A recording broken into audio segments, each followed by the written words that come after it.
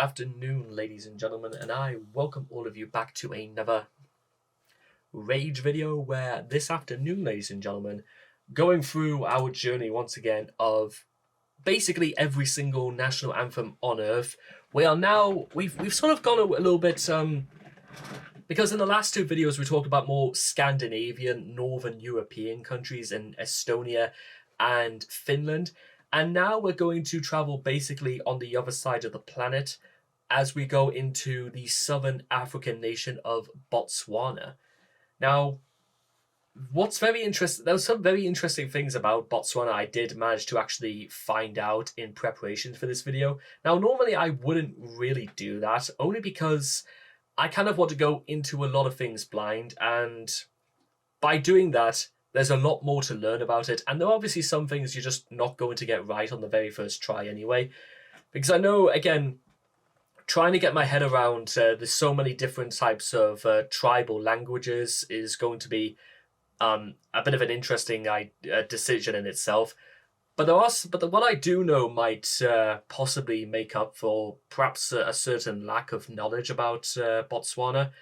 The first is that it's basically it's sort of sandwiched a little bit between Namibia to the west and Zimbabwe on the right, and it's directly above South Africa. So I don't know necessarily about whether or not Setswana is at all influenced by Dutch, because I know that because I don't necessarily have any point of reference as to where the Orange River begins and ends. I know it begins somewhere in South Africa, but I can't necessarily say if it the source of it comes from Botswana or it might come from the Nile, which again, getting into things like geography and that might be a bit more involved, and that's possibly because Botswana is a very densely populated country in the whole of Africa, because I think it's something about like 80% of the entire country of Botswana is sort of as a part of the Kalahari, which I don't know if it's Kalahari Delta or if it's just pronounced, or if it's just known as the Kalahari, but essentially it's an enormous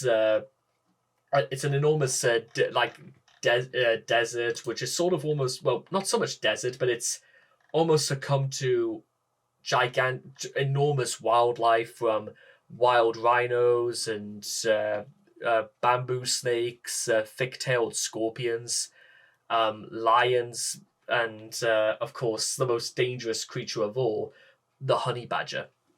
Now, ladies and gentlemen, I'm not just saying this because some of my knowledge might just come straight from Top Gear, but again, giraffes as well is something you might possibly see in the Okavango Delta. Interesting thing about the Okavango Delta, ladies and gentlemen, is that it is the 1000th World Heritage Site. Bet you didn't know that before getting into this.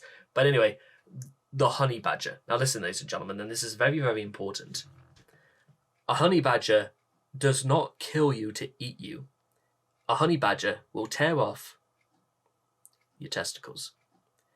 In fact, it wasn't even something that people were even afraid to admit either. I remember when I was in Italy, like 9 years ago, the guy that the house that we got, that lent us the house, told us that there were at least 3 chainsaws in the basement. And it wasn't because we were like kind of a little bit high in the mountainside.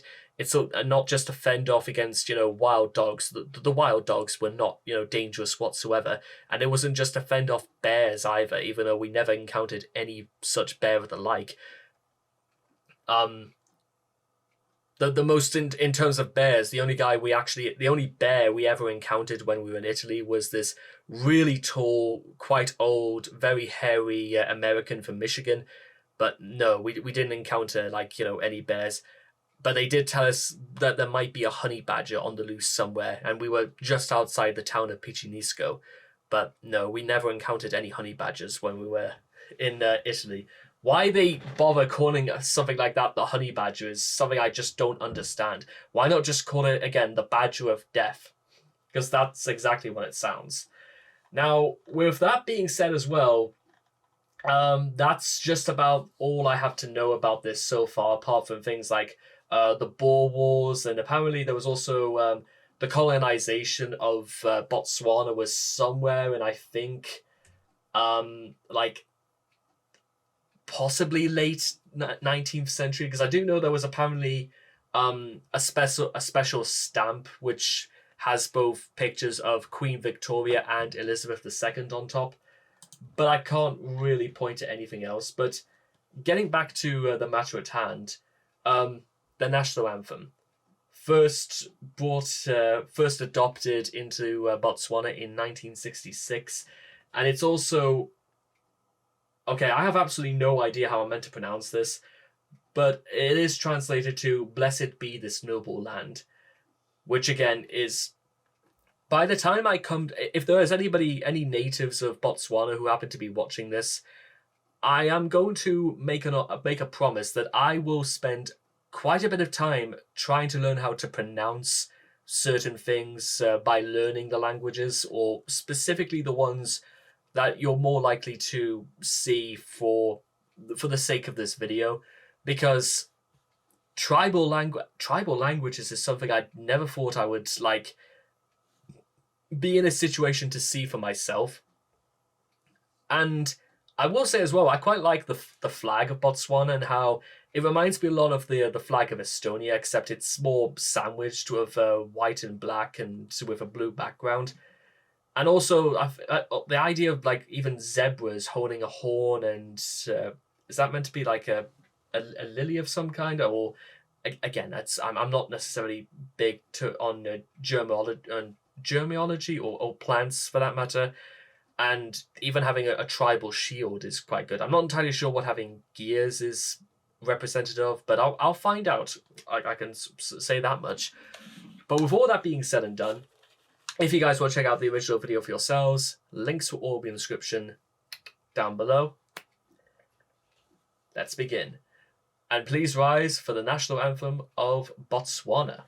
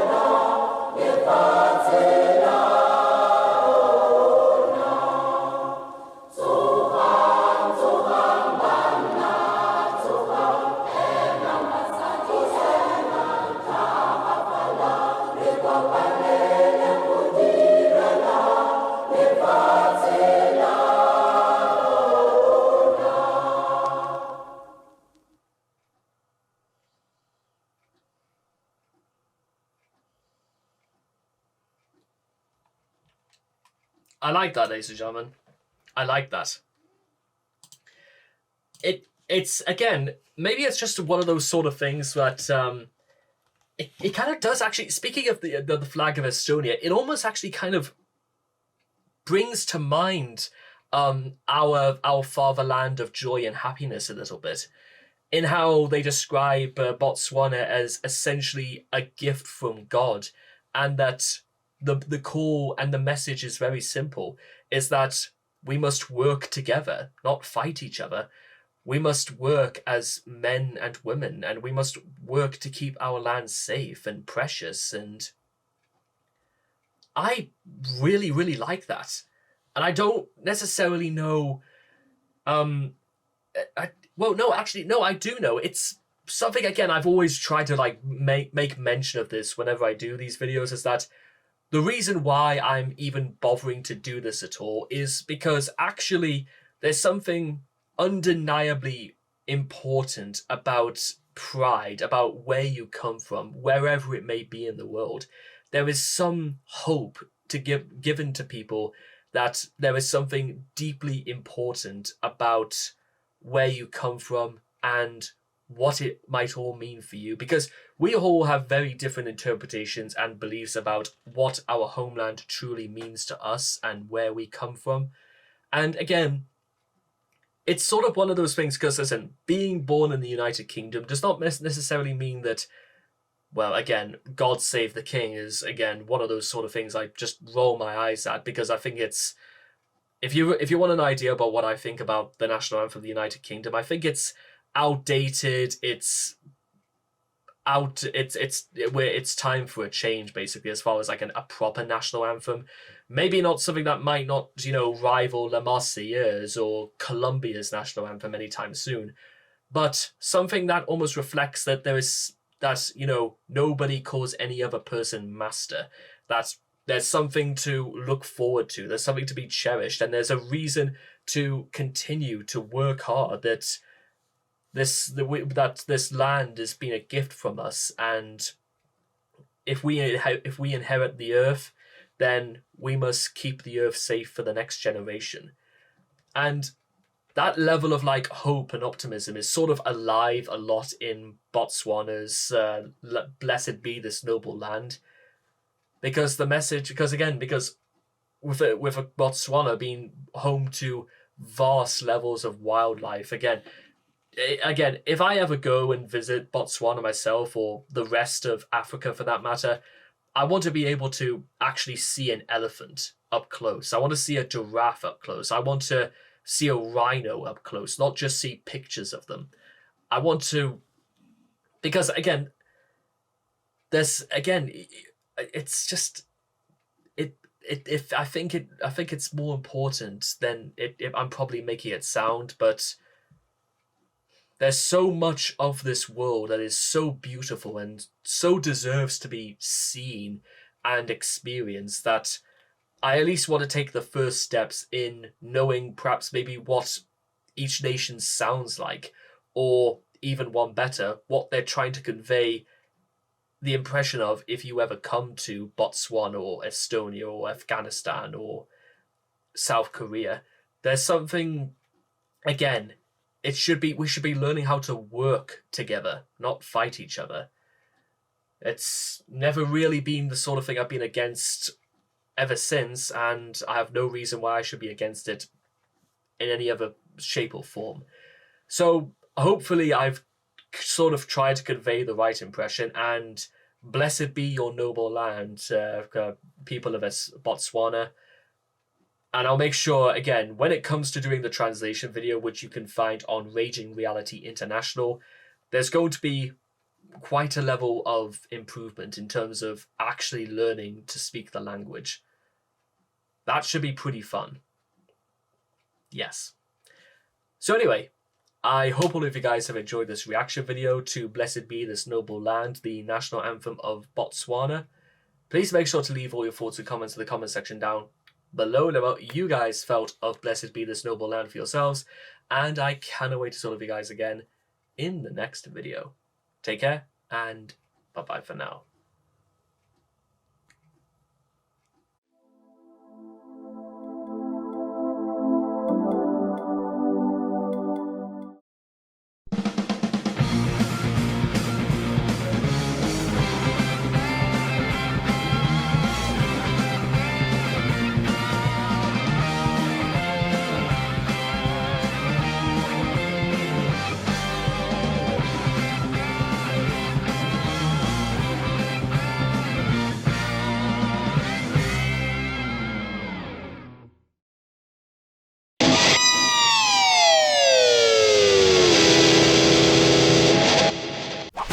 Hey champ, glad you could make it to the end of the video.